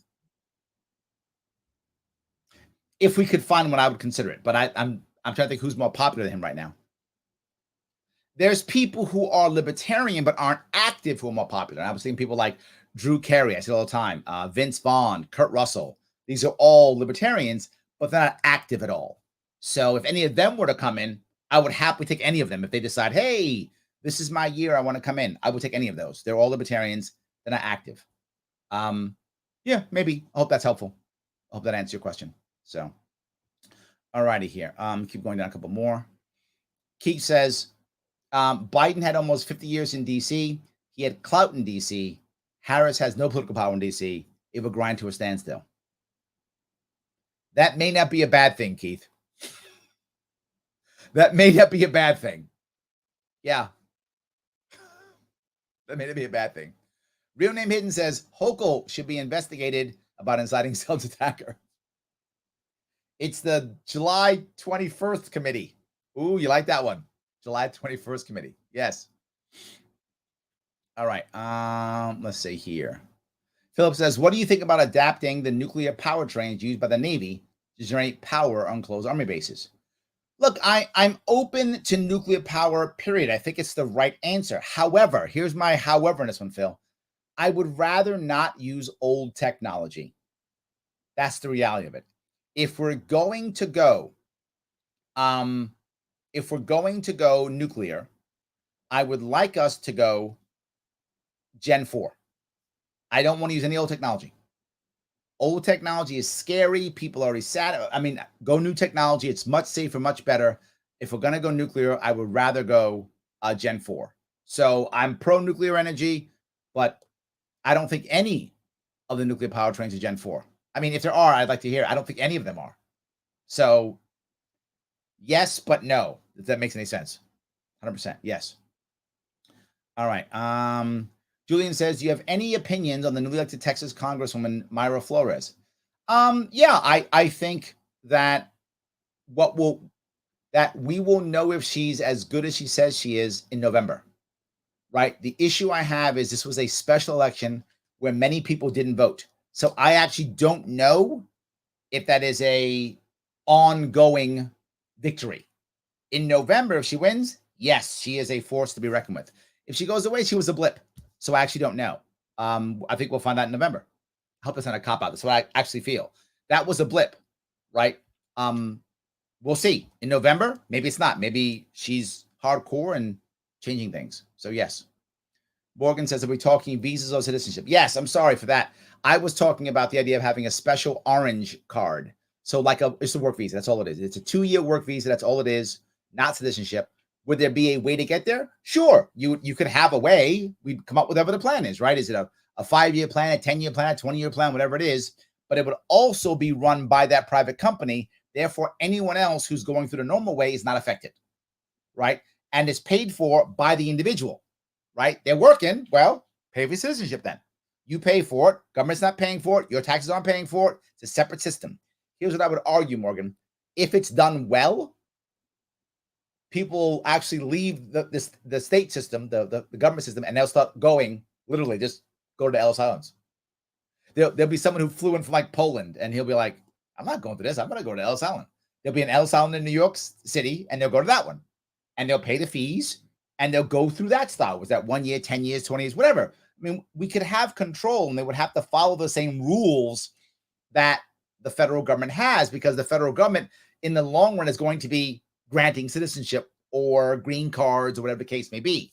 All they grant, are authorized to grant, will be a work visa, assuming they pass X number of whatever, background checks, whatever the case may be. We'd go down that road. But the advantage is that actually be accountability. When the government screws up and some guy gets to your neighborhood and stabs somebody, does the government pay? No, you pay. But what if this company is starting to put criminals in and they're failing background checks? The company loses the contract. The people can get punished. You can sue the company. You can put some of the people actually in jail, criminal charges if there's actually crimes, and then you get another company in. So much better system, what I'm talking about. Much better. So yes. All right. Sean says, will Larry be on the ballot? They're trying to throw me off. We'll know next week. I'm being sued. So yes. Alexander says, how's your Bitcoin doing, Larry? I got to tell you, I'm not a good Bitcoin guy. Why? Do I own Bitcoin? Yes, I do. But I don't use Bitcoin to buy anything. And I know some of you crypto people are mad at me for that. I'm just being forward. It's an investment for me. I just bought it and I just keep it. And I'm hoping it becomes $1 bazillion, and then I'll sell it off and I'll, like, I don't know, buy 3 houses or something. I don't know, whatever. So I hope that'll happen. I just have a bunch of it, and it's sitting at, are we in Coinbase? Maybe I forgot even what I'm in. I think I'm in Coinbase. I think whatever. I'm in one of the popular ones. I don't remember which one I'm in. I just bought a bunch and it just sits there. So I don't know. I never check it. Right. It's one day it's going to make a bunch of, money, and I'm going to see it on Twitter. My team's going to say, Larry, you made 100,000. Oh, I think I'm going to sell some Bitcoin then. That's going to happen. So that's how I deal with Bitcoin. And Alexander goes on to say, smash that like button, beat the algorithm. Yes, do that. He's right. He's right. If you want to hit that like button, comment, share. I'm reading comments. I'm talking to you this evening. We're doing an AMA. I'm taking all questions. Comment then. Say something. Share it. I would like you to. Please do that. If you want to support the show, it's very simple to support the show. All you have to do is go to the World's Smallest Political Quiz, that link right there. Take the quiz or post that quiz someplace else so that other people will go. They're our sponsor. They want people to go to take the World's Smallest Political Quiz. That makes them happy. That makes me happy. I agree. So you want to help me out? It's free. Click on that like button. That's free. Sharing? That's free. Sharing that link? That's free. And you help with the show. So please do that if you can. But not just if you do want to help me directly, there's a couple ways you can. One of them is free also. Join the Larry Sharpe Discord. There's the button right there. Do that. Heading over there. Join Discord. Or donate directly if you want to. LarrySharpe.com/donate. Every little bit counts. We are trying to move forward. I have lawsuits coming up. Lawyers are not free, as you can imagine. Nor is campaigning. And I got to start traveling again in August. Gas is not free. In fact, gas is really expensive. So yes, all that's going to cost money. I got to get more shirts out. I got to get more signs out, all that stuff. But you might say, Larry, I want a shirt. I want a sign. You can go to LarrySharpe.com/shop and get yourself a sign, get yourself a shirt. You can do it right now. Cool shirt like I have on right now if you want to. Absolutely. Hold on. Can you see it there? See if I can get my banner up. There we go. Cool shirt right here. Up to you. You can do it. So thank you for that. I appreciate it. So let's see here. If I can grab down here. All right. Gotta grab a couple more. Like a lot of these. I appreciate that. Yes, it's a lot of these. All right. James says, wait, wouldn't ending the Fed just increase inflation as people would just print money themselves? No, just because you end the Fed doesn't mean that people get to print their own money. It doesn't mean to do that. in theory, we can. It's called crypto. So people can kind of make their own money. They're kind of already doing it. And the question is, how well is that at going? Right? Generally speaking, money, even if it is not fiat, people have to believe in the money, right? So most people throughout time have believed in gold. That's why gold tends to be a good form of currency, because most people believe in gold. But if you didn't value gold, there was an old Twilight Zone episode. I forgot when it was. 60s, maybe 60s. I assume that Twilight was 50s and 60s, right? 60s, where these guys, they think they're super smart. So what they do is they go rob a bank, right, with a bunch of gold, and then they go into a cave, and they go into a like a, not a time machine. They go into some animation, so they can sit in time for X amount of years until the statute of limitations runs out. So they go steal a bunch of gold, go to this place, and then to say, I'll just stay here for whatever, 20 years, I forgot what it is, whatever, 20 years. We'll stay here for 20 years, and then the statute of limitations run out, so we can now take the gold and spend it, and gold will be worth even more. Win, win, win. So they go do this. And then when they get out, the whole thing is the gold no longer has value because they figure out how to make it, synthetically. Twilight Zone always is a twist, right? So the twist is, it's useless. We make it synthetically. So if no one valued gold wouldn't be valuable. So I don't think you don't automatically decide, forget about, everyone will just make their own money. I don't think that's true. The government, in theory, will still make dollars, but it will be worth or based on something else, not just based upon money machine go burr. So, but the other part, do I want to just end the Fed? I don't. I agree with you. If you just end the Fed and that's all you do, there would be a lot of disruption, a lot of chaos. I would like a plan to dismantle a Fed, right? It's like going bankrupt. You have a plan to go bankrupt. You have a plan to dismantle things. I think we want to have a plan so people see it coming, know what's coming. We can act accordingly. I think if we just end it tomorrow, I think we wouldn't know what to do with ourselves. I think we'd have a lot of problems and disruption. I would much rather have a plan to end it. This is why I often will talk about auditing the Fed, so that people can see what a problem is and go, wait a minute, this is bad. This is bad. So I would like a plan to do so. I want it to go away. I would like a plan. It doesn't be 10 years. It could be as little as a year or two, but something to where people see what's happening. What are we going to be using as money? How is money going to be thought about, right? What's the value of it? I don't want to run the banks. I don't want all the things that could happen with chaos if we just ended the Fed. So yes. All right. Brian says, the most basic tenet should be that one can be as progressive or conservative as one wishes, as long as they don't advocate for using the government to force others to act that way. How could I possibly disagree with that, Brian? You're absolutely correct. Yes. So yes. All right. See if I can go here. Let's see. Lights 473 says, we used to use gold for money because it wasn't easy. Yes, it wasn't easy to create. That's correct. That was my whole joke, right? Yes, you're correct. My whole joke about that Twilight Zone episode, and of course it's a fantasy sci-fi show, is that in the future we can just make gold synthetically. I don't know if that's ever going to be true, but in that show they could, and then gold had no value because everybody could make it. So yes, absolutely. That's what the whole show was about. So, all righty. All right. See, do you think Justin Amash will run for president? Yeah, I don't know. I don't see an aggressiveness to him to doing that, but maybe. I don't know. I'm not against Amash running either. If he wants to run, awesome. Hope it's great if he runs. No worries at all. I'd like somebody as popular as possible. I think popularity matters. Right now, there is someone running. His name is Mike Termat. Termaat. He is running right now. If you go to his website, check him out. Mike Termat.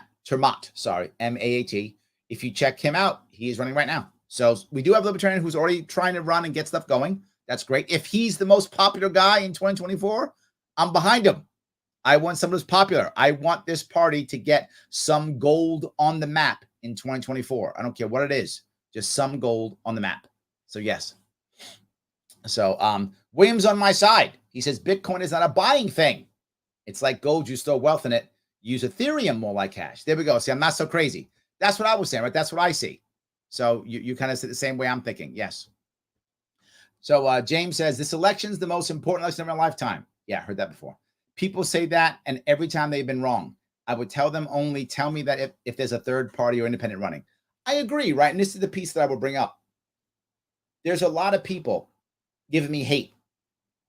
They're saying, Larry, you can't win. You're going to split the vote, blah, blah, blah. I hear it all the time. I'm going to be very clear for any of you Republicans in New York State who are running. If you're a Republican outside of New York State, I don't know what your situation is. Maybe you have good situations. I don't know. If you're a Republican in New York State, you are being lied to right to your face. They're asking you for money, taking your money, and they will do nothing with it. How do I know that? They've been doing it for 20 years. I'm not joking. For 20 years, Republicans in New York State have been lying to you, telling you if you give them money, this will be our year. This is the time. That is a lie, and they know it. I'm very clear. It's a lie, and they know it. I know it. They know it. I see data. I do polling. So do they. They do far more polling than I do, right? I mean, by leaps and bounds. They do at least 5 times more polling than I do. At least, if not 10 times, 20 times more polling than I do. Tons more polling than I do. They know this state is solidly blue. They will tell you, well, I've won in purple districts before. This state's not purple. This state is deep blue. 3-1 Democrat to Republican. If depending on who you talk to, there are people who are saying, a lot of real estate people are telling me 1,000 people a day are leaving New York State. 1,000 a day. Now, is that true? I don't know. That's what they're saying in real estate world. Who knows if that's true? If it's 100 a day, I don't care. It's a lot a day. They're leaving, whatever that number is, right? If we're losing that many people, most of those people aren't happy with Democrats. Those are anti-Democrat voters. They're leaving, which means there's no one here to vote for someone who's not Democrat, right? Unless your name is Larry Sharpe. Why? Because Larry Sharpe gets Democrats to vote for him. I know that. It already happened. The data is in. Again, I do polling too. Over 25% of the people who support me are registered Democrats. Imagine if the amount of time, money, and energy that they are throwing away on the Republican right now was put into my campaign. Literally, I'd win the governorship. I'm not making that up. There's no hyperbole there. The Republican has been spending about is going to spend like $10 million, $12 million. He's going to spend $12 million. If I could spend $12 million in this race, I would be the next governor. There's no way they could stop me. I'm not even joking with that. I'd be the next governor. They don't see it. They don't want to They don't want a coalition. They want to stay in control. If they actually cared about the state, they would have backed me already. I'm the same guy from 5 years ago. I'm the only guy still here from 4 years ago. Everyone else is gone. I'm the only one still here. And guess what? 4 years from now, I'll be the only guy here again. I'll be the only guy here again. Maybe then they'll learn. I doubt it. They'll just lie to you again. This is the year. They're lying to you. Well, lie when what armor is he giving you? I'm going across the state and talking the talk that needs to be heard, right? I'm the one that's actually sitting there fighting for stuff to change, not them. They're not. I'm still here. So yes. All right. Jamie says, why should we donate if you maybe kick off the ballot next week? It's a great question because it doesn't mean I'm not running anymore.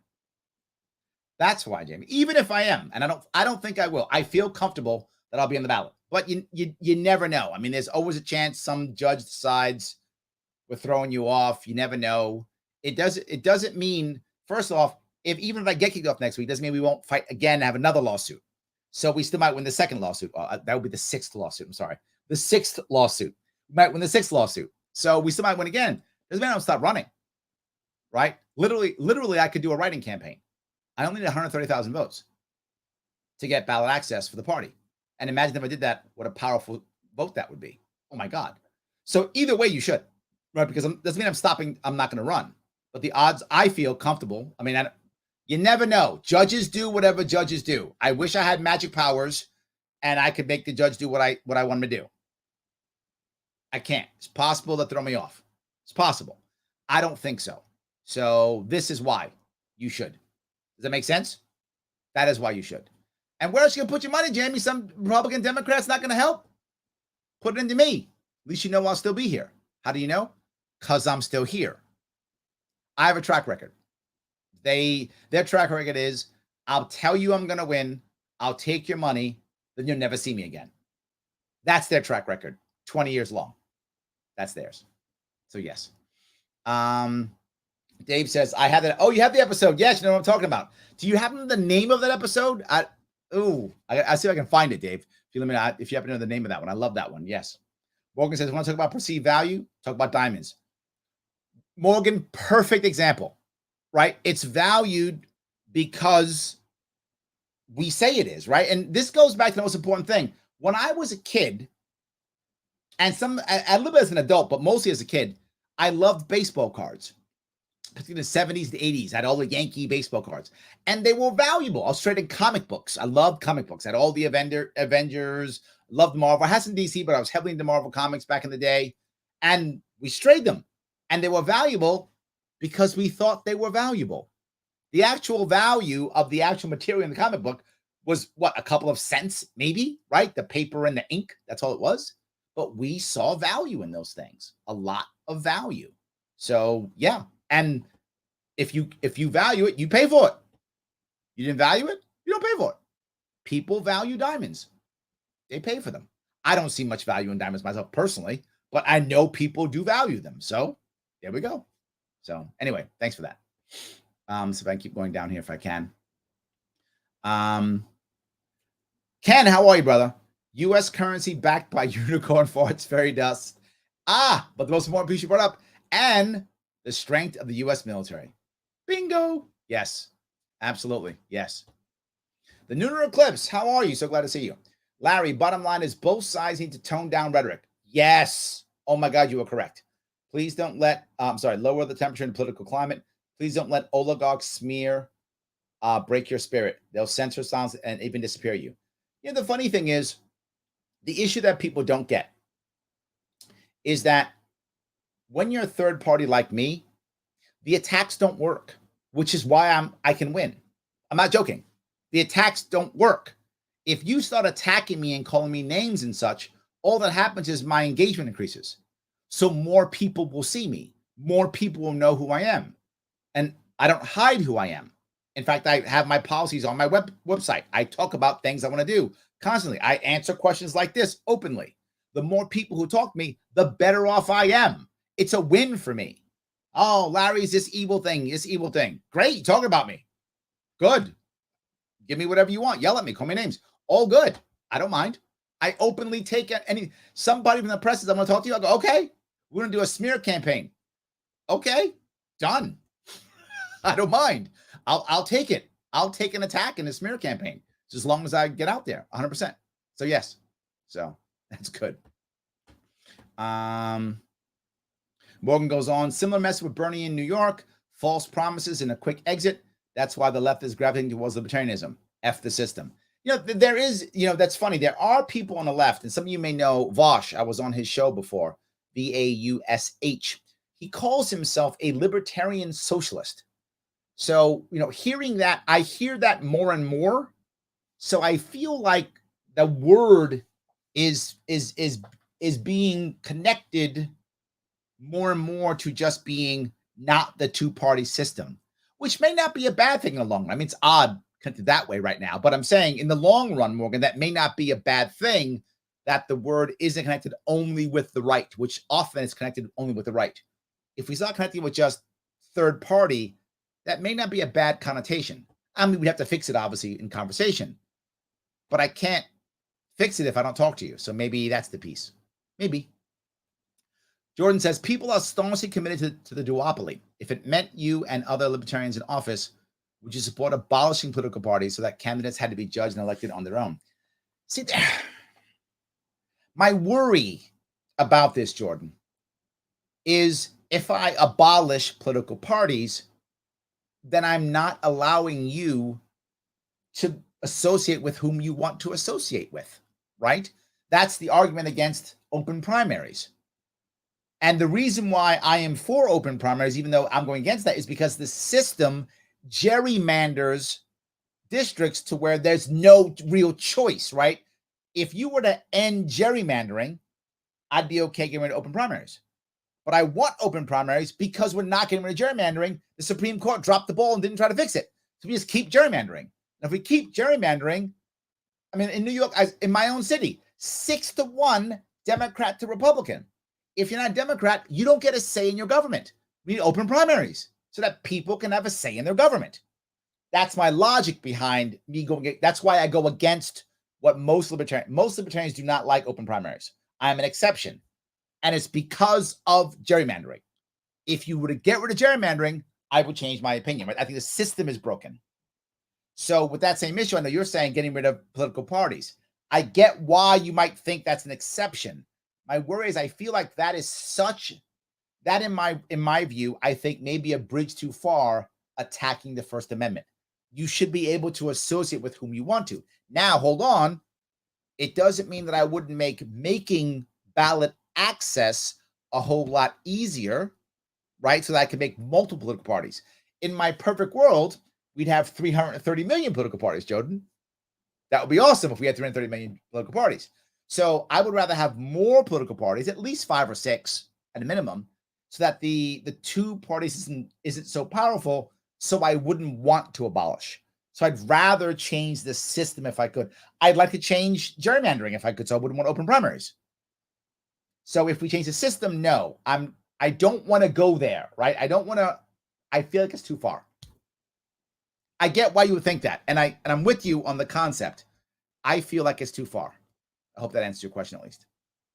So, all right. Let's say here. Paula says, Jussie Smollett cannot act and Zeldin cannot beat Hochul. That's good. Vote for Sharpe in New York. Vote Larry Sharpe for governor if you want Hochul out of office. Let's be clear about that. If you decide in New York State to vote for either the Republican or Democrat, you are going to get Kathy Hochul again. That's how it works. You're going to get Kathy Hochul again. Guaranteed. If you vote for me, you might still get Kathy Hochul, but you might not. The only person who could beat her is me, if anybody. If anybody can beat her, it's me. Or no one can. Either one. But if you vote for the Democrat and Republican and I come in third again, you don't really get much. I get a little more popular. I can push a little harder next time. It's nice. It's good. It's good. It's still good. I come in second, the entire state changes overnight. I come in first, the entire country changes overnight. That's why you should vote for me, even if I lose. Even if I lose, you still vote for me anyway. Because if you don't vote for me, you get Hochul. It's not like there's a other chance of anyone else winning. It's me or it's Hochul. Literally, there is no reason for the Republican to even be in the race. There's no reason to even be in the race. They're not going to win. They're wasting time, money, and energy. There's no need for the Republican to even be in the race. It's either me or it's Hochul. Because the Democrats in this state hate Zeldin. Did you see the hate he got? He got us attacked yesterday. Did you see the hate Democrats put on him? They weren't like, oh, we can't. They were like, good, you're a bad guy. They were piling on him. They hate him. Yeah, he's not going to go. It's not going to work. They're doing January 6th stuff here. And all the Democrats are watching it all day, all night. Of course they are. The Republican in this state voted to not accept the results of the 2020 election. How's that going to go over a 3-1 Democrat-Republican state? How's that going to go over? You think that's not going to be an ad to use against them? Come on. I mean, just to even imagine a Republican winning this state. A Republican hasn't won in this state anything in no statewide election in 20 years. It's insane. So yes. All right. Keep going. I'm sorry. Let's say here. Andrew says, I sure hope you run again in 2026. Hopefully I'll be running for re-election. You never know. Things happen. So yes. Yep. Morgan says, really found out who loves New York when the tough battles come. Thanks for staying, Larry. I'm here, brother. I'm here. Absolutely. Absolutely. William says, don't get me started on diamonds. It's a monopoly scam. A single company controls the price. De Beers or something. Yeah, you're right. Yes, absolutely. 100%. Yes. Dave looked it up. The name of it was called the Rip Van Winkle Caper. That is the name of the Twilight Zone episode from the 60s. Thank you, Dave. I appreciate that. The Rip Van Winkle Caper. That was the story when they There's other stuff in it, so I'm not really spoiling it. There's a line of things that happen, so it's interesting how it works. There's a part on human nature in it that you may enjoy, but that's the funny part about it. So anyway, it's a good one if you have a chance to check it out on whatever Netflix. So I don't know where Twilight Zone is. Is it on like Paramount Plus or something? Whatever it is. There we go. There we go. All right.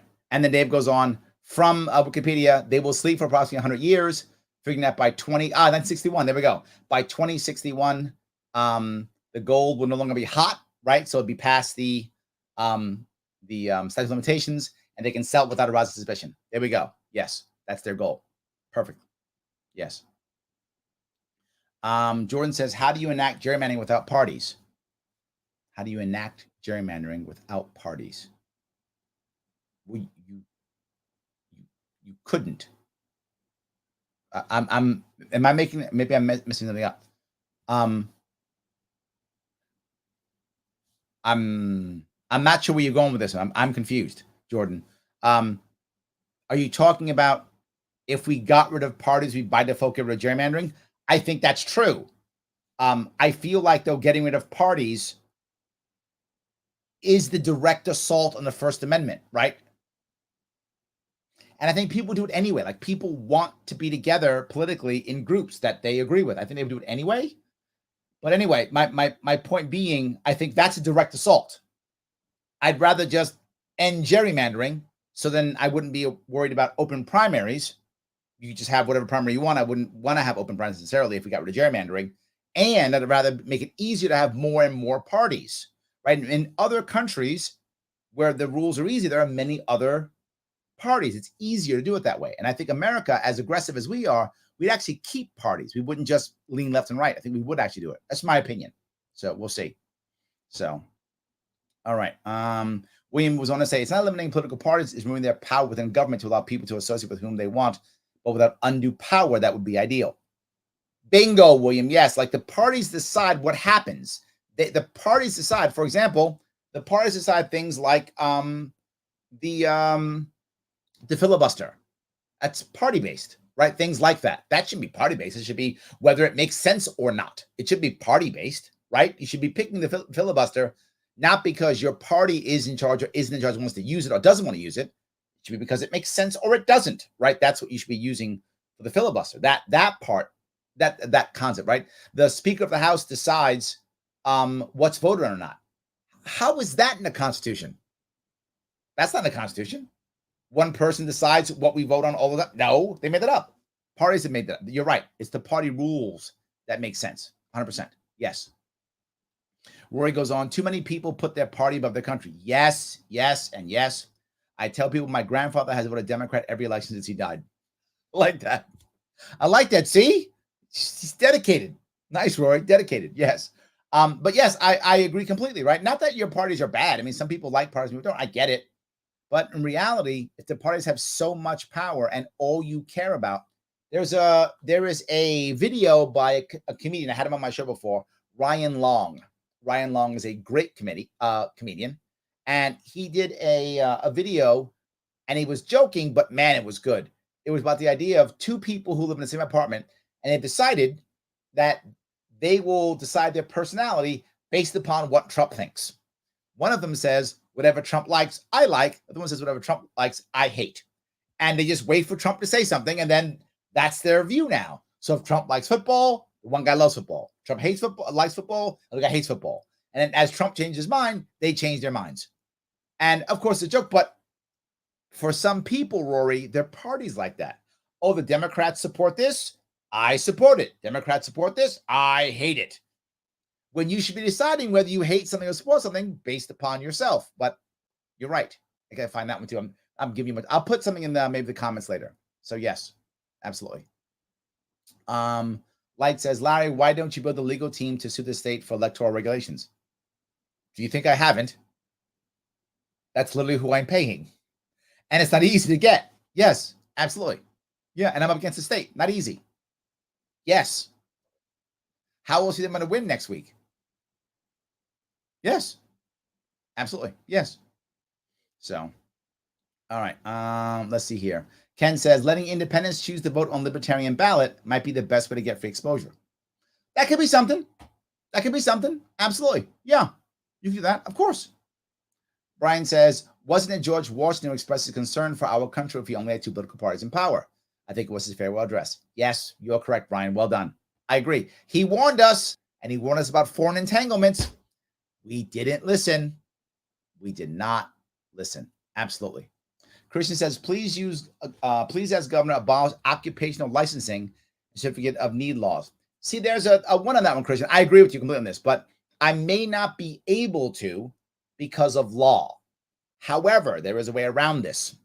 What we can do is instead say, okay, any attempt or any request for certificate of need is automatically approved for free.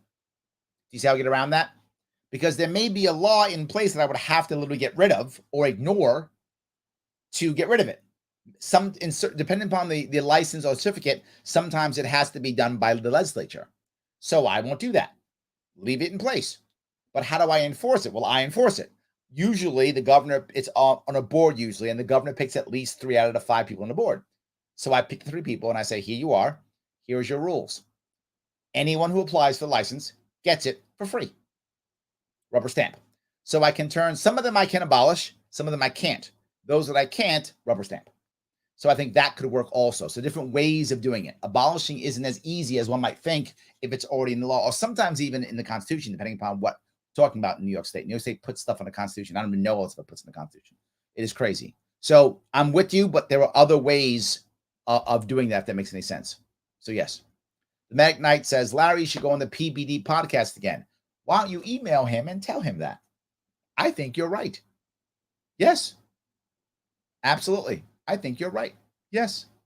So, all right. Let's do this. Scientific Libertarian says, Justin Moss, Larry Sharpe 2024. I'm open to the idea. Let him decide what he wants. That's all. Absolutely. He'll decide. Yes. Oh, Dave has the Twilight Zone DVD collection. That's why. Thank you, Dave. There we go. Thank you. That's why. Good. Perfect. That makes sense. Yes, that makes sense. So Jordan says, I understand your position. I suppose I just feel everyone has slightly different goals and therefore do not naturally sign with any party. I think that's true also, Jordan, which is why not only would I want to make creating parties easier, ballot access easier, but also changing your party affiliation easier. So, right now, your part of your life, you might be like, who I lean closest to? I care about these issues, so I lean closer to Democrats today. So you could be a Democrat for, whatever, a year or something. And, now, I lean close to Libertarian now. Boom.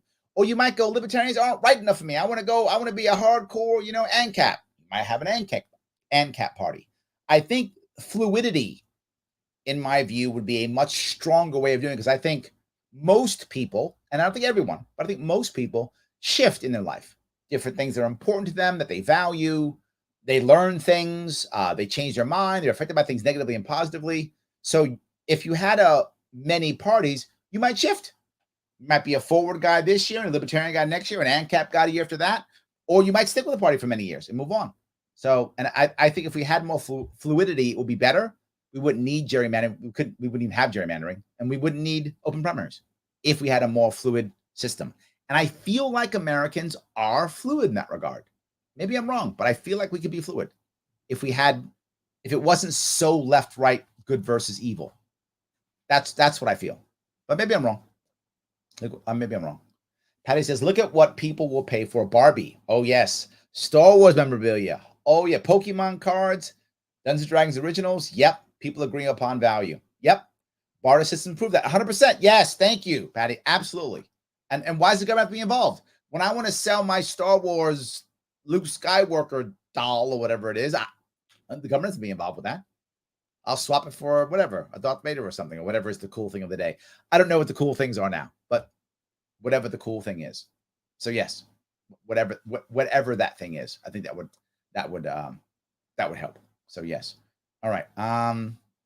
Gene says, my son told me about you on the PBD podcast. I turned around immediately. Oh, great. I'm so glad. Thank you. I love that. Thank you so much. I do appreciate that. Yes.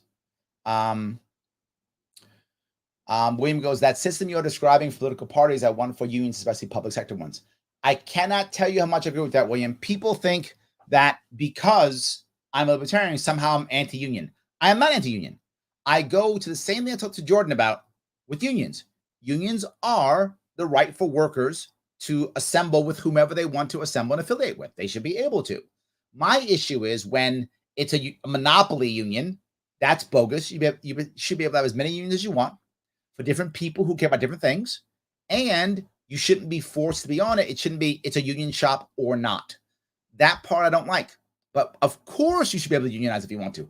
Of course, unions should have power if they want to. Of course, they should.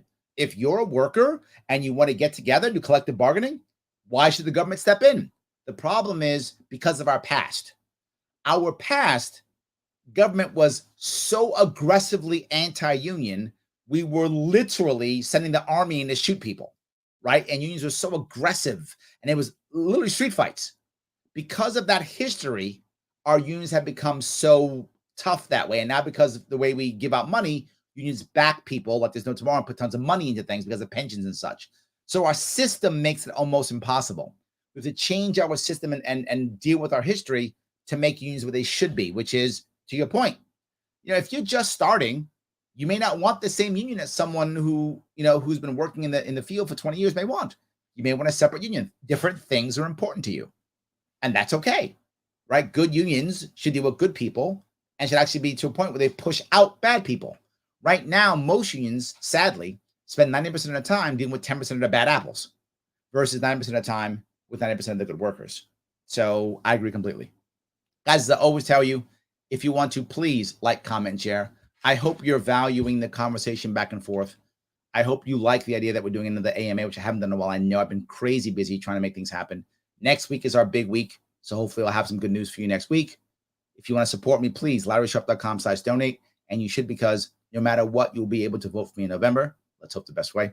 We'll do that no matter what. Of course, we do need help. We got to push forward. The legal team we talked about, please do that. If you'd rather have some merch doing it, LarrySharpe.com/shop is always good. Join my Discord, Larry Sharpe Discord, that link right there. Helpful, and support the show. World's Smallest Political Quiz. Our sponsor, theadvocates.org. Click that link. Share that link.